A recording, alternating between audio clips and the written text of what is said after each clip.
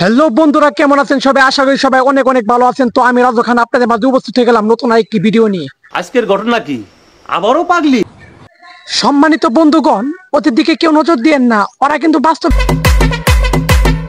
আচ্ছা, আপনারা মা ছেলে ডালিম গাছ নিয়ে যদি পারাপারি করেন, তাহলে যাদের গার্লফ্রেন্ড আছে তারা কি ডালিম গাছে একটু ধরতে চাইবে না?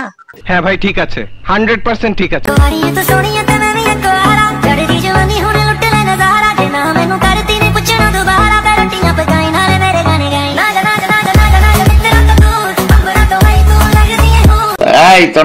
আরে ভাই, তোমার মাই তোমার লইয়া যে সমস্ত ভিডিও শুরু করছে, তুমি তোমার মায়ের এখানে পতিতালয়ে থুয়ে আসো, তাহলে একটু বেশি আদর পাইবো অন্যান্য পুরুষের কাছ থেকে, তাহলে ভালো হইব, আমরাও খুশি হইব।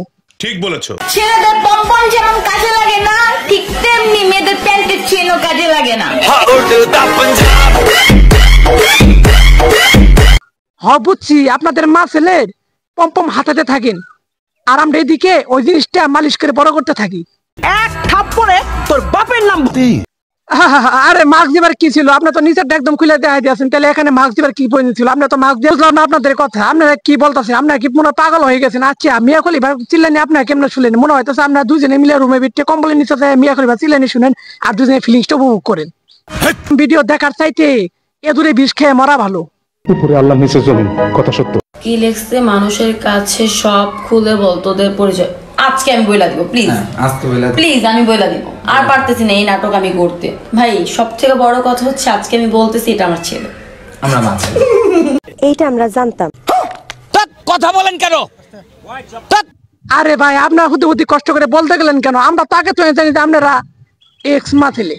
Oh my god.